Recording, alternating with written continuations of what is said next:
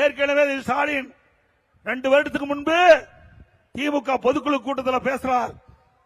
அந்த பொதுக்குழு கூட்டத்தில் நான் இரவிலே கண்மூடி தூங்கி காலையிலே விழிக்கின்ற பொழுது திமுக காரனால என்ன பிரச்சனை ஏற்படும் என்று அச்சத்தை கண் விழிக்கிறேன் சொன்னார். ஆக திமுகவில் குழப்பம் இருந்துகிட்டே இருக்குது. திமுக காரரு ஒவ்வொரு பகுதியா பிரச்சனை உருவாக்கிட்டே இருப்பார் என்று அந்த பொதுக்குழுல அந்த கட்சியினுடைய தலைவரே பேசுறார் என்று சொன்னால் அது எப்படிப்பட்ட கட்சி என்பதை நாம் எண்ணி பார்க்க வேண்டும்.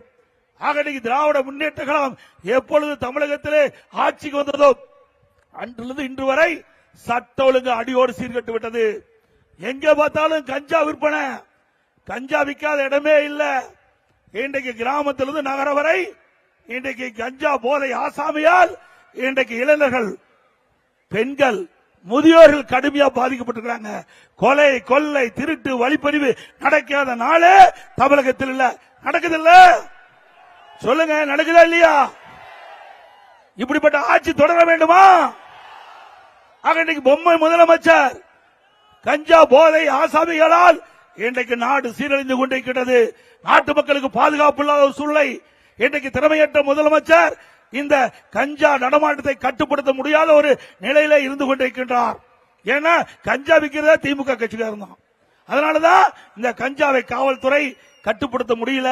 ஆனா அனைத்து இந்திய அண்ணா திராவிட முன்னேற்ற கழகம் ஆட்சிகளுடன் இந்த போதைப் பொருள் நடமாட்டத்தை முழுமையாக தடுத்து நிறுத்தப்படும்.